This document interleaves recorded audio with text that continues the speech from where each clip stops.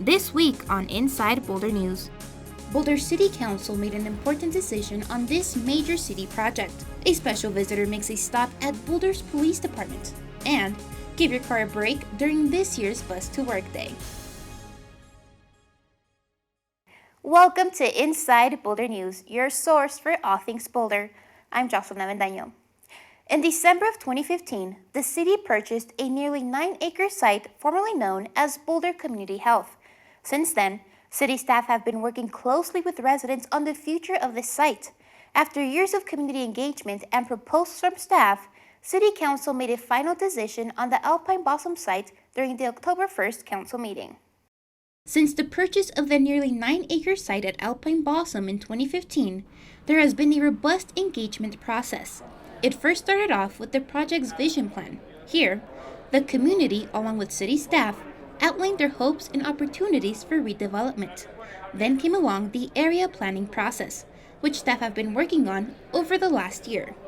The Alpine-Balsam area plan was adopted by City Council and Planning Board over the last month, and that includes us aligning with our Boulder Valley Comprehensive Plan and some of our site development that will come later, and it's anticipating the future change in this area. From hospital site to city facilities and housing, the recently adopted area plan offers the opportunity to further the city's housing, access and mobility, and climate and sustainability goals in a way that benefits the site and the entire area.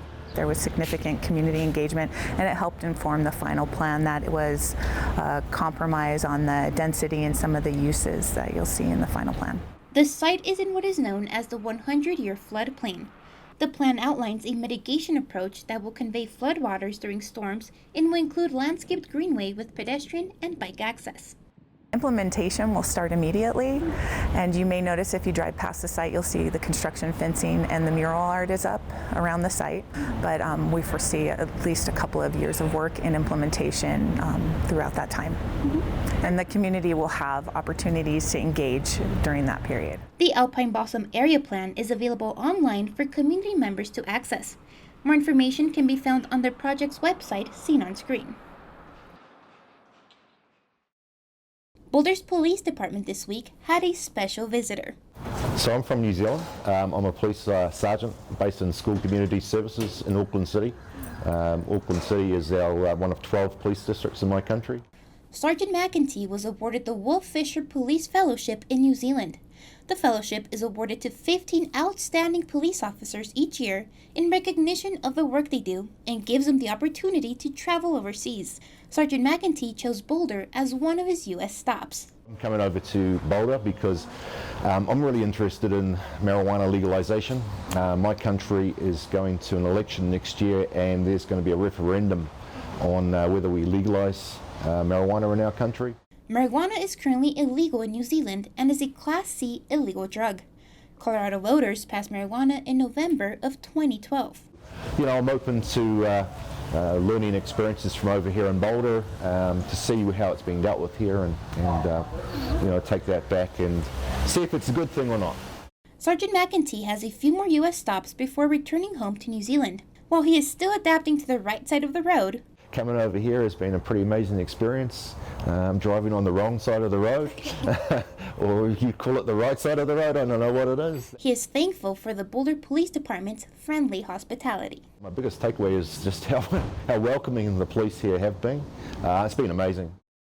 October 14th marks Indigenous Peoples Day in the city of Boulder, and it's set to hold a series of events as part of its annual Indigenous Peoples Day celebrations.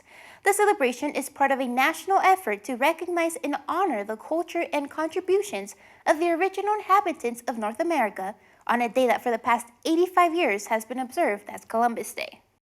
In 2016, the city of Boulder became the 14th city in the U.S. to adopt National Indigenous Peoples Day.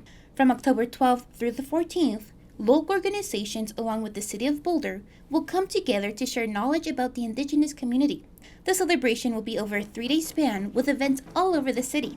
Festivities include intertribal dances, songs, movies, and workshops revolving around Native Americans. I think it's also important for people to understand and get a perspective on Indigenous peoples today, because it is these are cultures that are still very much alive, still very much that are very dynamic, and I think there's much we can learn from seeing cultures other than our own. For more details and a full list of events going on during Indigenous Peoples Day, please visit the website seen on your screen. Boulder City Council's recent adoption of the Transportation Master Plan highlights its commitment to addressing climate change. This includes the goal of reducing transportation-related emissions by 50% by the year 2030. And one way of helping reduce emissions is by riding public transportation. Don't miss your chance of riding it during this year's Bus to Work Day. It's time to give your car a break. Boulder's 4th annual Bus to Work Day celebrates riders who commute to and from Boulder on the bus. And for the first time ever, Boulder's teaming up with the City and County of Denver and CDOT during this year's celebrations. Riding the bus supports the city's Transportation Master Plan and climate sustainability goals by encouraging the use of public transit.